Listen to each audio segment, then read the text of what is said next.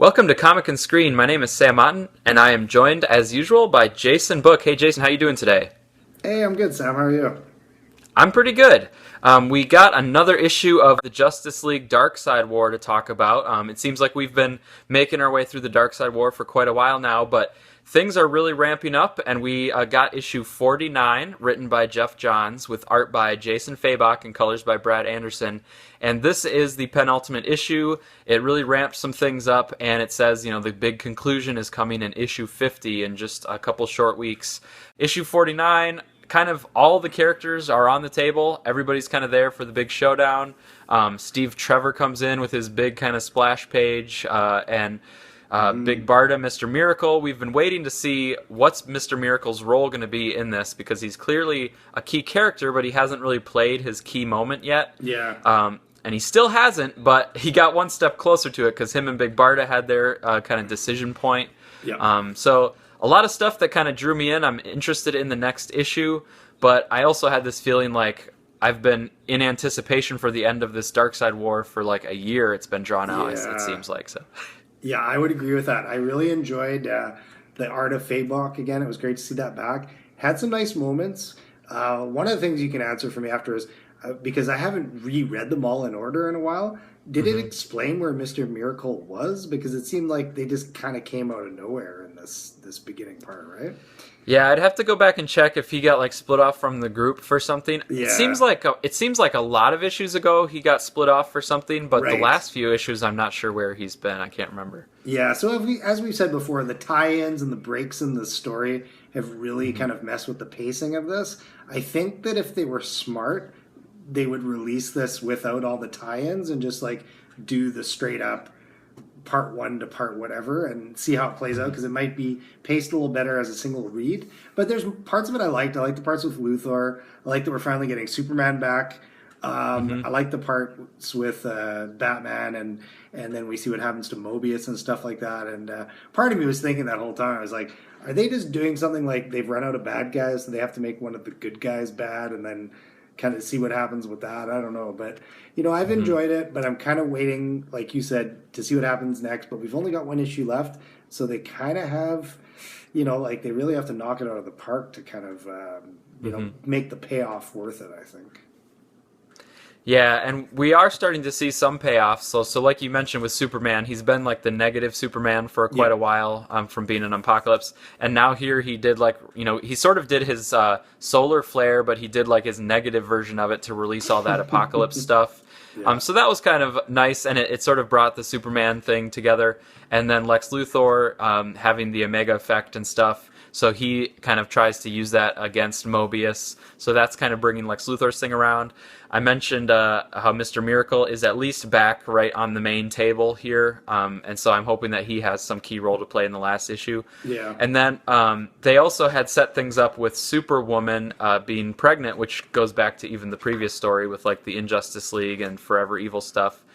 And she now finally gave birth, and so that's something that Geoff Johns has been threading through, and now it's starting to pay off. And something's going to be going on with this baby.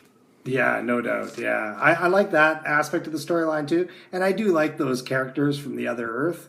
It's an interesting twist that it's nice to see in the DCU right now.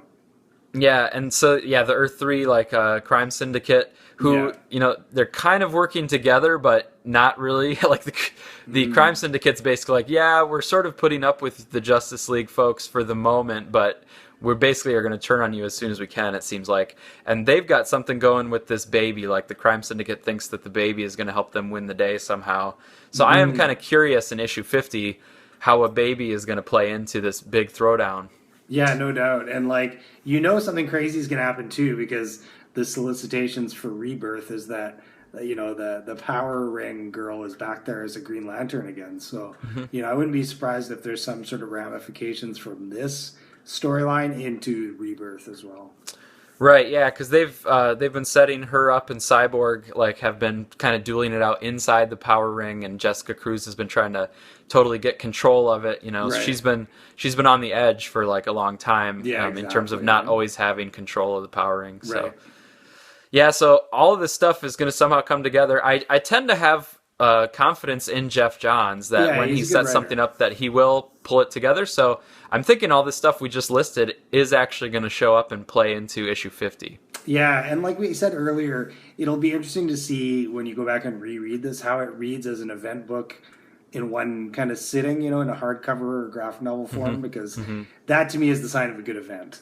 You can go back and read Crisis still, and then some other books, they've kind of dated themselves. So I'd like to see how this one holds up when it's all said and done. Yeah, and they have, the part 1 they did as a trade, and then I think they did all those one-shots of the gods they did as a separate trade, and then once part 10 finishes up, I think that'll be a second one, but I think you could probably just do the Darkseid War, the first chunk, and then the second chunk, and you could probably skip the one-shots if you needed to, because that would make it pretty long if you actually had to read all 3 trades. Well, yeah, and I think that's better pacing for the story, too, and we'll see, because when you think back of the issues we've read, like, there's a lot of setting up, and then stuff happens, and then things kind of slow down, and they're set up, and stuff happens, so I'd like to see how it all plays out in one shot, Yeah, so another thing that happened here I wanted to get your take on was Grail and her mom, Marina Black, they arrive with Steve Trevor in tow. Yeah. And they, in the last issue, had kind of, wrapped Steve Trevor into their whatever their plan is. And there's a huge splash page here with great art by Jason Fabok and really good colors by Brad Anderson, I thought. But it's Steve Trevor kind of unloading on Mobius, and it looks like killing Mobius or the Anti-Monitor. So what did you make of Grail bringing Steve Trevor in and having that kind of big moment? It's kind of weird because I figured it would be that Steve Trevor was going to die or something like that. But I mean, like I was saying earlier, they're bringing in a new god character. They're making him a bad guy now, and then they're killing him off. Is that really a great character arc for Mobius? I don't know. I'd like to see what they're going to do with the new god characters in Rebirth, because they're great creations by Jack Kirby, and they've got a lot of potential for stories. Like Grant Morrison's done some good stuff with them, so I'm kind of going to see what happens next. But yeah, it does look like he's dead, and then if they kind of keep the new god archetypes going, somebody's got to be Mobius. So I don't know really what they're going to do. Hopefully it doesn't become a character that we like as themselves turning into Mobius. Right. Yeah. I just remembered that Metron is around somewhere. I don't think he showed up in this issue. Right, yeah. Metron's kind of a wild card. And I also think the rumor is that in issue 50, the last one here of Darkseid War, that Batman is going to reveal who the Joker is. Because he apparently, he found out from the Chair of Knowledge, who the Joker is. Yeah, exactly. Yeah. And I'm not sure how... Yeah, that doesn't really fit into the story, but it's going to be an interesting piece of information. At least. And then just to clarify too, Mobius was always the name of the chair that Metron rode, and then in this one, Mobius became its own character, right? Yeah, Mobius was became the name of the Anti-Monitor. Right, but so it's not Metron turned into Mobius, right? Yeah, no, I think Metron is just the guy who got kicked off the chair. Right, okay. And yeah, Anti-Monitor, when he lost his anti-stuff, he just became Mobius, if I have everything straight. I wish they all didn't start with M, because that does make it harder for me to remember. Because Metron always rode the Mobius chair, so I was just kind of that is true. Trying to get my wires straight here. Yeah, and I will too, and if we need to correct it, people can check in the comments. If I need to correct ourselves or myself, I can drop it in the comments too. That goes to show you, though, Sam, maybe this storyline could be... The gaps in the story have made it a little bit confusing, because it doesn't have that, last month this happened, we're right back into it, Right, and Jeff has played with a lot of toys in this one. Yes. And it's hard to keep them all straight and turned. But whoever was riding the chair, he was kicked off and was kind of tied down, and then he got out and he's around somewhere. And then whoever used to be the Anti-Monitor, he looks dead from Steve Trevor. That's basically what I know. Yeah, that sounds about up to speed. Cool. So, yeah, I mean, the good thing is I am really stoked for issue 50. And Jason Fabok, on Twitter, has been kind of pumping up the stuff that he's been working on for issue 50. So nice. This got me looking forward to it.